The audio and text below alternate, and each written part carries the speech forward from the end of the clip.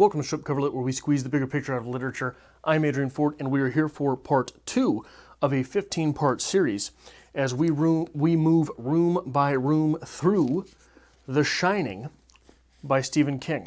This video is over chapters 5 through 7 of the book. So, starting off, what happened? It turns out that the mysterious Al, to whom we were introduced in the first few chapters, or at least we were introduced to the idea of him, he is a pretty powerful guy.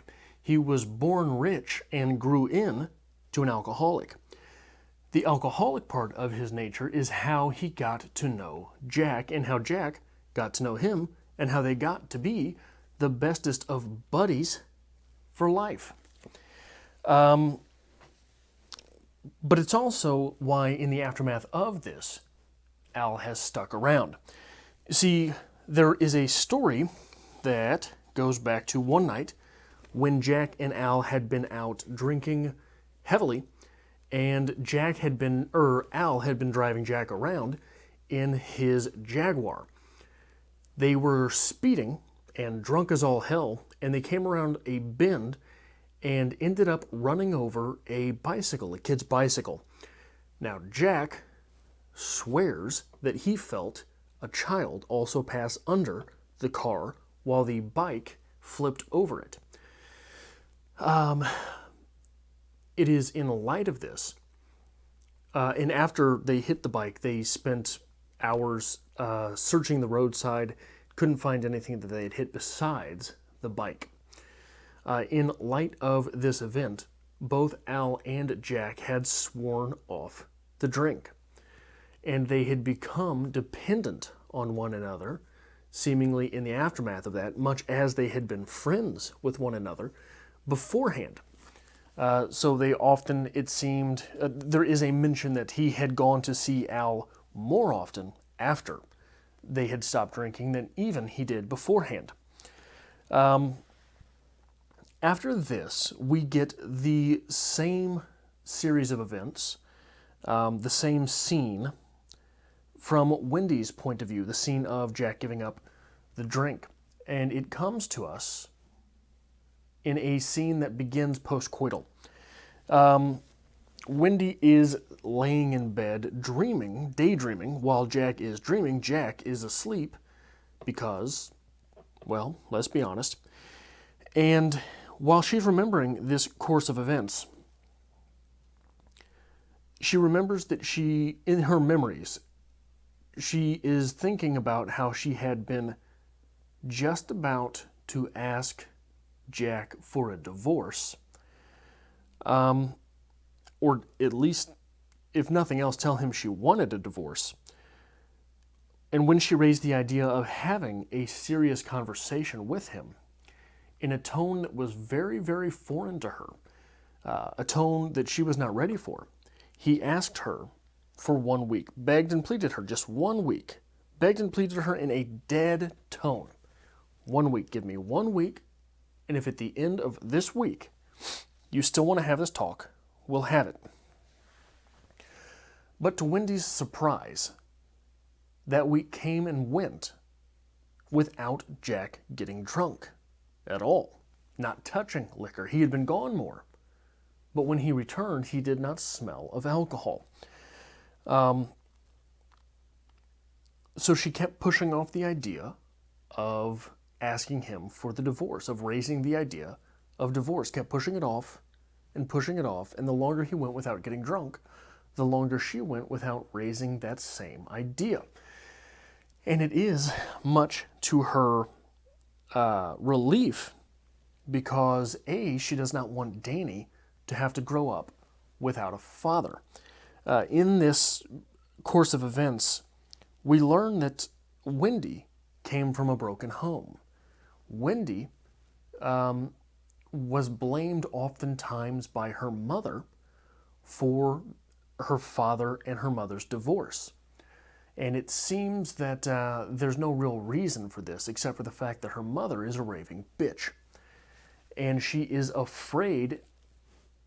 We get the fact that she is afraid of Danny growing up without a father in the same way she had to grow up without a father. But we are left to assume that part of this fear is the fear that she would grow into her mother as well, as how could it not be that fear? And we also get a memory from Wendy of Danny's birth. And during that birth, he was born with a caul. This is part of the amniotic sac remaining on the face after birth. She also is very clear about the fact that Danny is his father's child. That Danny does not love Wendy, but he apparently especially loves Jack.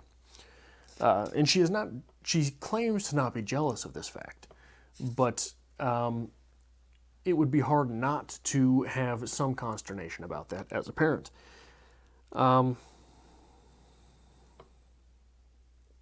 The final chapter of this reading belongs to Danny, and it is brief, but it is very strange.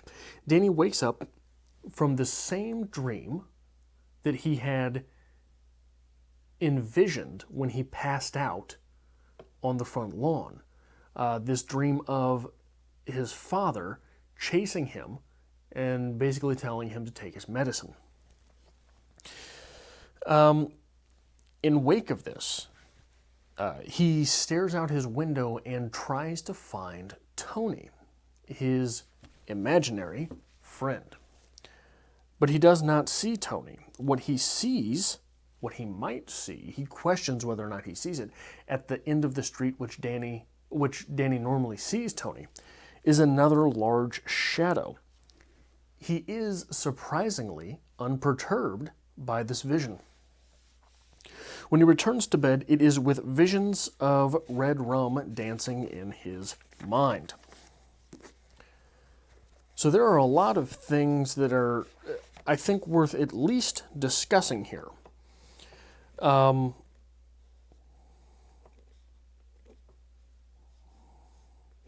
the least of which is Danny having been born with a caul. We get that on page 76 with this quote. And as the doctor groped for the air mask, she had seen something else, something so horrible that she found the strength to scream again, and after she thought all the screams were used up. He has no face, but of course there had been a face, Danny's own sweet face, and the caul that had covered it at birth now resided in a small jar which she kept almost shamefully. She did not hold it with old superstition, but she had kept the caul nevertheless.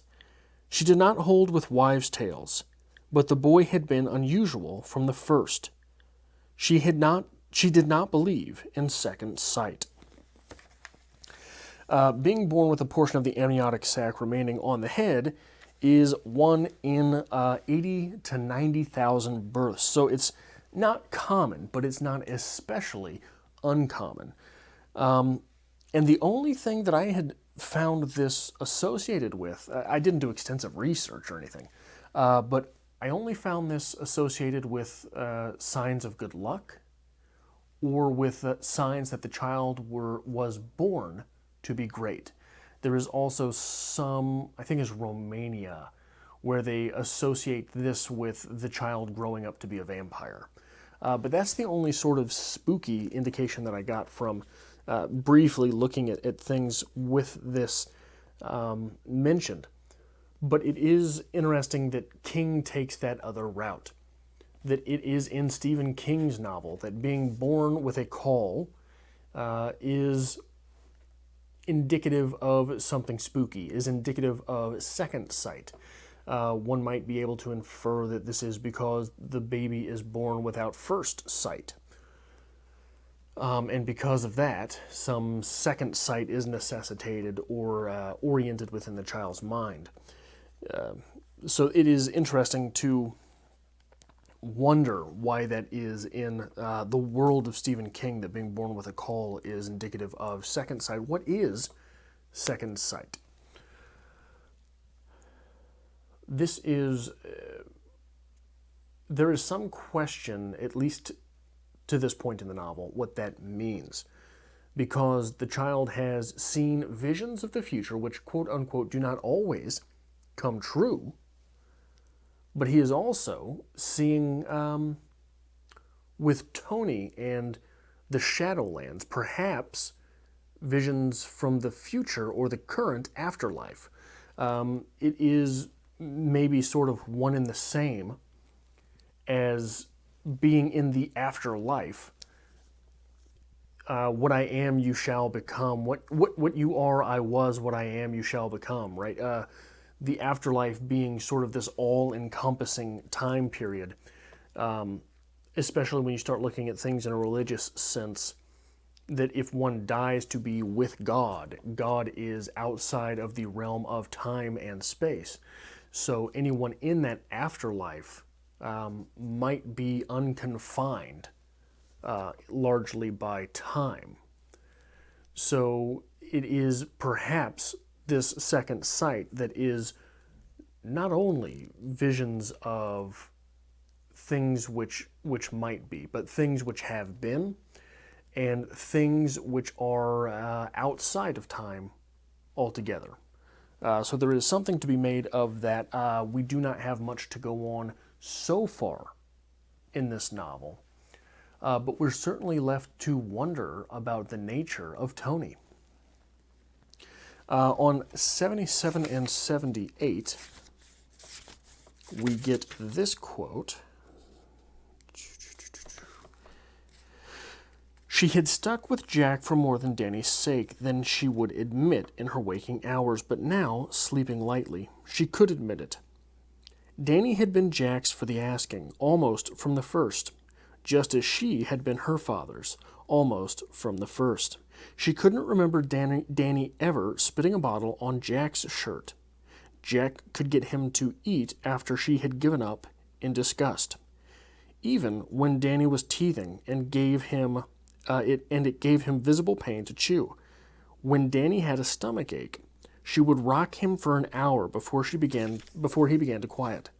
Jack only had to pick him up, walk twice around the room with him, and Danny would be asleep on Jack's shoulder, his thumb securely corked in his mouth.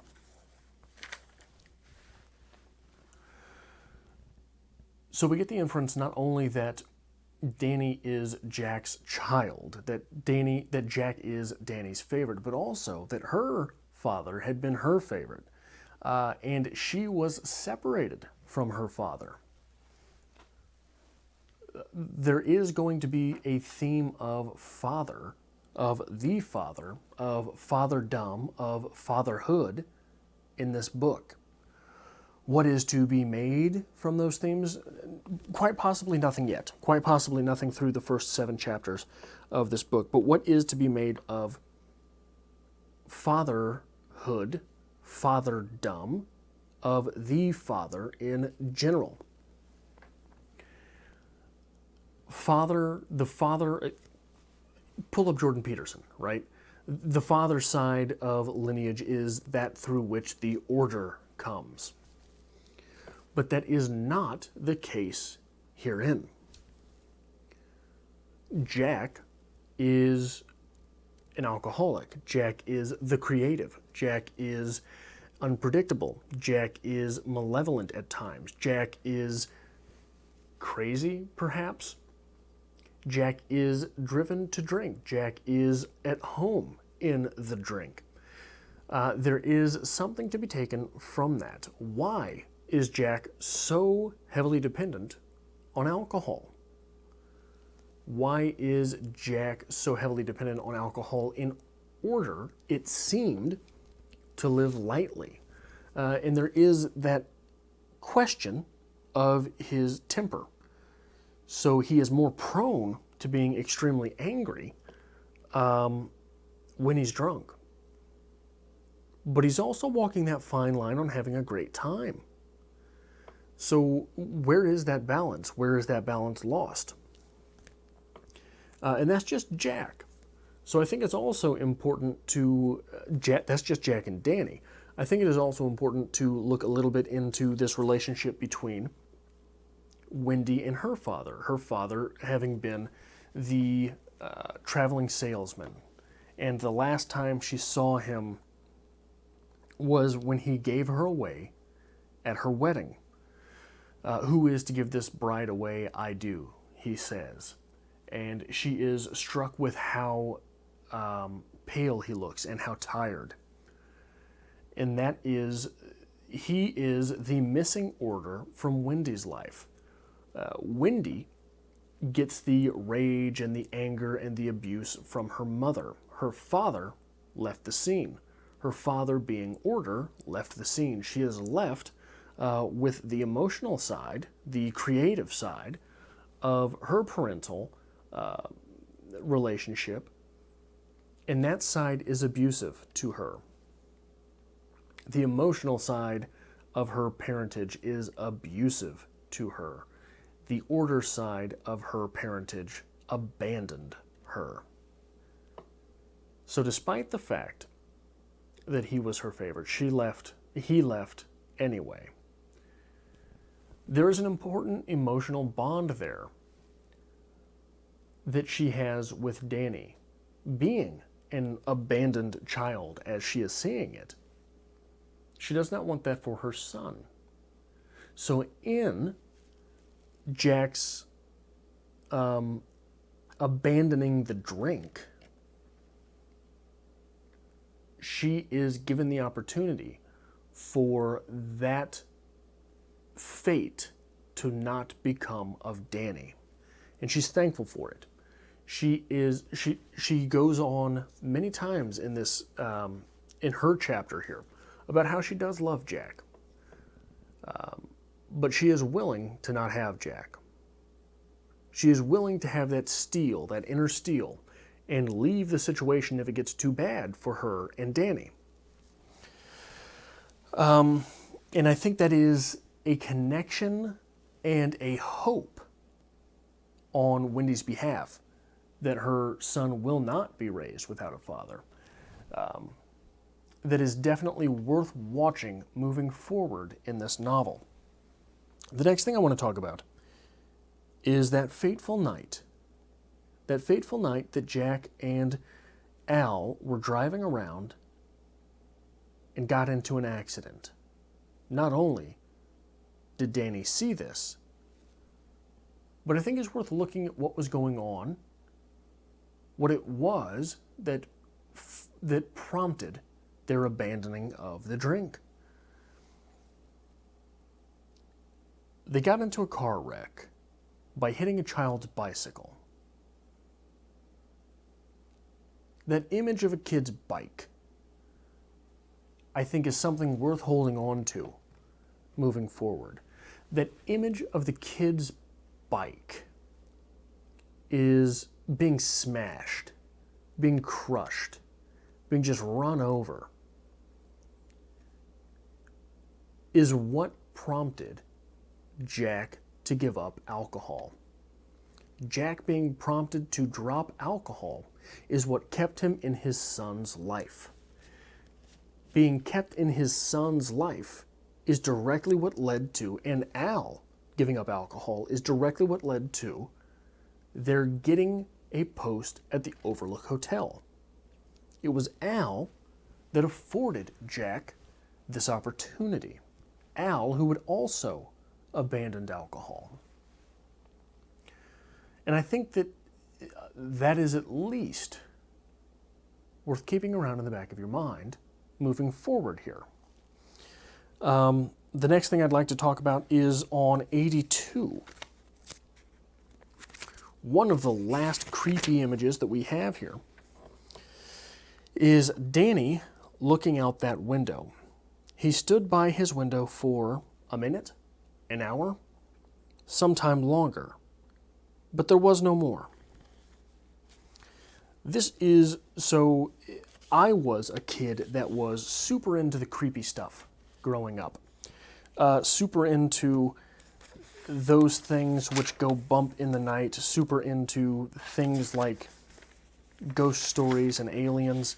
And there is this idea of lost time. Everyone has probably at some point experienced lost time. You go home after work, you're super tired, you don't feel like getting out and doing anything, you're not even going to do the laundry tonight.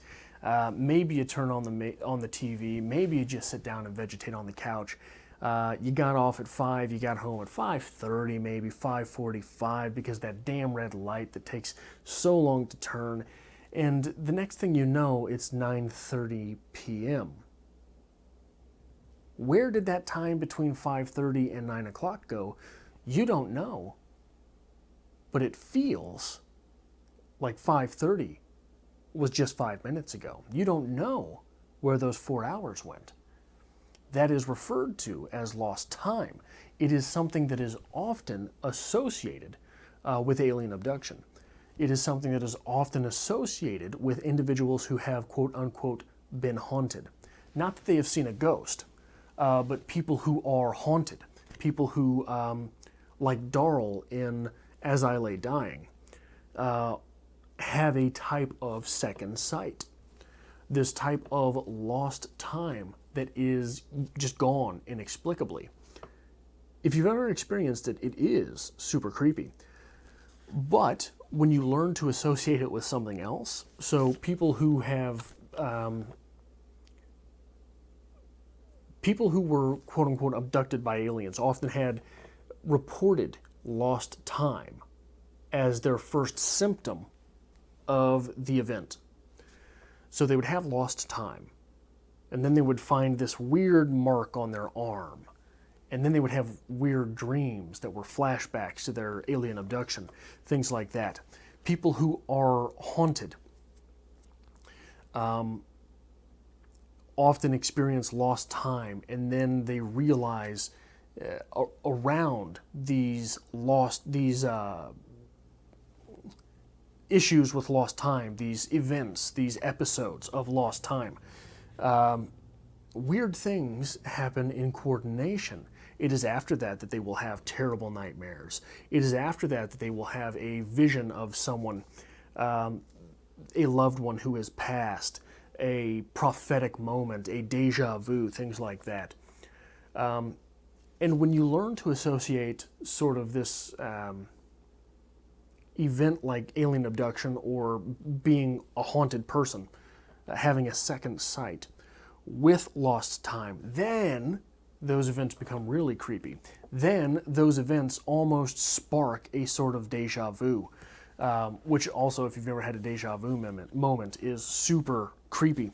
So that ability of Danny to have lost time, to have events and episodes of lost time, really sort of harkens back to a classical sort of spookiness, if you will. Really sort of harkens back to, and this is all pre-internet age, right? So this association with lost time and alien abduction or being a haunted person was something that you could really only stumble upon, or could really only learn from hearsay. You know, it was an idea that was sort of spooky and sort of haunted around, but it wasn't something that was ever directly discussed, right? It was never a big thing like, I don't know how I'm sort of at a loss for words with this. It was always something that you sort of stumbled upon and then remembered back to your episodes of Lost Time. But it was never anything where, like, I don't know, you get a weird pain in your side and your mom tells you, oh, you just got the stitches, you've been running too hard. You know, something like that. It was never anything like that. It was something you had to stumble upon and then be weirded out by. So for me, that sort of thing is really takes me back. And I think Stephen King's writing often has this ability to take you back at least to before the internet age. I think that's something that his writing is really good for. And it is interesting to get those feelings again. So that's just something that neither here nor there that I really wanted to bring up. But I think that it is also interesting, lastly, to talk about what Danny is literally doing as we are introduced to a deeper realm with that lost time. It's often associated with seizures as well. Someone who has a seizure literally has an episode of lost time. It's definitely worth looking up. If you've never Googled lost time, Google lost time, and just lose yourself in that rabbit hole for a little bit. But what Danny is literally doing as we end this chapter, as we end this final chapter of our reading for this week, Danny is literally looking out his window, overlooking those nasty things, overlooking that spot where he normally picks up Tony, overlooking this spot where now there is a new and creepy ghost. There is a new and weird shadow, which doesn't particularly perturb him. He is literally the overlook onto these things as he is getting ready to leave with his family to the Overlook Hotel. That is the last thing that I have for this episode of a 16-part series as we journey room by room through The Shining by Stephen King. Next week we will be picking up with chapters 8 through 10, pages 83 through 112, and I hope to see you back next time because we're picking up on part 2 of the novel, having finished, quote-unquote, part 1.